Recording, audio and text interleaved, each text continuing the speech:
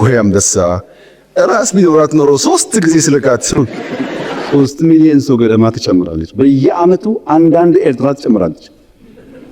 አንበሳ ያረጀው ስለሆነ የደከምኩ ስለሆነ ደህና አጋዘን ከተገኘ ዙፋኑን አስረክባለሁ እያለ ነው። ኢትዮጵያ ቀይ ባህር አይገባትም የሚለውን አልሰማን።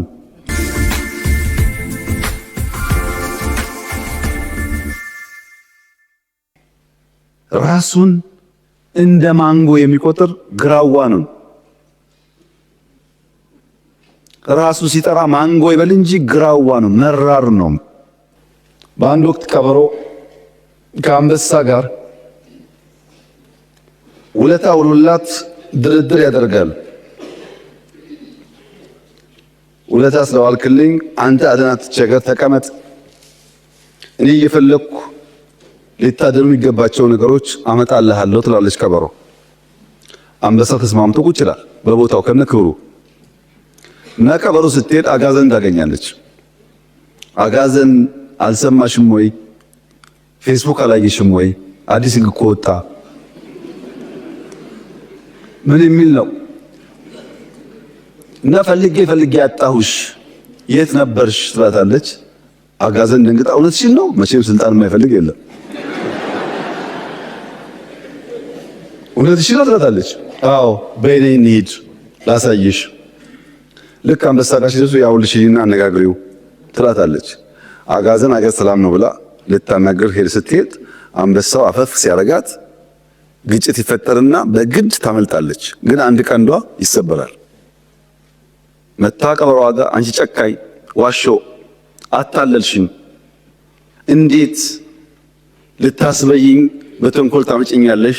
አንበሳው እኮ ሲታገለኝ አንድ ቀንዴ ተሰበረ ትላታለች። ወይ አጋዘን ለካ እንደዚህ ሞኝ ነሽ። እሱ እኮ ቀንሽ የሰበረው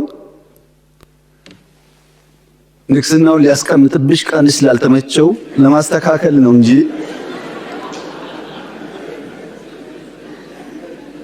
ለክፋት አይደለም። ተሸውደሻል አለቻት። ነው እንዴ ብላ ትጓጓች። ስልጣን አጓጓል። ሰው እየከደለ ያለው ጉጉት ነው። መቼ ተመልሳ ሄደች። ተመልሳ ስትሄድ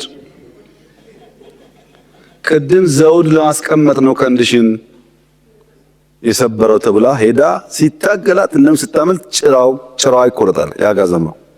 አሁንም መታ በጣም በምሬት አንቺ ቀበሮ ክፉ፣ እንዲህ ብለሽ ይኸው ድጋሚ ሄጄ ጭራዬ ተቆረጠ አለቻት። አንቺ አጋዘን ያምሻል ወይ? ቅድም ለሚቀመጠው ነበረ፣ አሁን ደግሞ አንቺን ሶፋ ላይ ለማስቀመጥ ጭራ አያስፈልግም ብሎ ነው።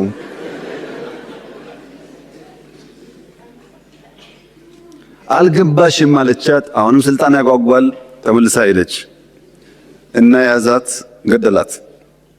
ከገደላት በኋላ ቀበሮን ጠራና ሞታለች፣ እዛ ድረስ እስክመጣ በልተሽ እያንዳንዱን ፓርት በልተሽ ጠብቂ፣ ስመለስ ምሳ ይመላለሁ ይላል እና አንበሳው ይሄዳል። ቀበሯ በልታ አስቀምጣ አንበሳው ሲመለስ ሲያይ የአጋዘኗ ራስ የለ። አንቺ ቀበሮ ሌባ፣ ሁሉን አስቀምጥሻል፣ የት አለ ራሱ አላት። ወይ አንበሳ ራስ ቢኖራት ኖሮ 3 ጊዜ ስለካት ትመላለስ ነበር ወይ? ጭንቅላት ችግር ነው የሚያመላልሳት አለች ቀበሮ ይባላል። እና የወለደችው እያለች ያቀፈችው እናት ነኝ አለች እንደሚባለው ማለት ነው። 1,000,000% እርግጠኛ ነኝ ኢትዮጵያ ተዘግታ አትኖርም። ማንም ፈለገም አልፈለገም። በአፍሪካ ሁለተኛ ትልቅ ፖፑሌሽን እኮ ናት። በዓለም 10ኛዋ ናት። ትልቅ ናት። በነገራችን ላይ በየአመቱ ኢትዮጵያ 3 ሚሊዮን ሰው ገደማ ትጨምራለች። በየአመቱ አንዳንድ ኤርትራ ትጨምራለች። ውጊያው ከተነሳ ውጤቱ ግልጽ ነው። ውጤቱ ከዛ በኋላ አይሰራም። አሁን ማለት ቢጀመር ማለት አሁን ውጊያ እንትና ያግዘኛል የሚባል ነገር ሰው እንዴት ዩክሬን እያየ ፓለስቲንን እያየ ስለማገዝ ያወራል? ማንም አይሞትልህም። ሞራል ይሰጣል እንጂ አይሞትልህም። መጨረሻ ቦታው አንተው ነህ። የፊዚክስ መምህራን እንደምታውቋቸው ናቸው። የእነሱን ክፍለ ጊዜ ማርፈድ ነውር ብቻ ሳይሆን ወንጀል አድርጎ ያስባል።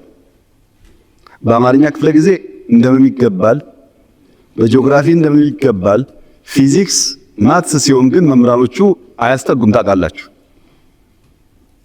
እና አንደኛው ተማሪ አርፍዶ መጣ። ለምን አርፍደ መጣ ሳይለው መምህሩ እንዴት በሌክ ተረፍዳለህ ብሎ በረንዳ ላይ ከክላሱ በር ላይ ተመርከክ ይለዋል። ተማሪ ተንበርክኮ ፔሬዱ ያልክና ደውል ሲደወል መምህሩ ሲወጣ ተማሪ ዘሎ ይገባል ለክፍሉ። ሲገባ ብላክቦርድ ላይ ሁለት ጥያቄዎች ያያል። ሆምወርክ መስሎት እንዳያመልጠው ቶሎ ይጽፋል። ጊዜ አልነበረው። የሚቀጥለው አስተማሪ ገብቶ እንዳያጠፋበት በፍጥነት ጥያቄውን ጽፎ ሲጨርስ ሁለተኛው መምህር ገባ እና ቀጠለ ትምህርቱ። ቀኑ ዓርብ ዕለት ነበረ። ታውቃላችሁ እንኳን ሙሉ ፔሪድ 10 ደቂቃ 20 ደቂቃ ስታረፍዱ በጣም ብዙ የቀረባችሁ ስለሚመስላችሁ ጭንቀት አለው። እና ልጁ ቤት ሲገባ ሆምወርክ ብሎ ለይቱ ሙሉ ሲቆፍር አደረ፣ አልቻለም።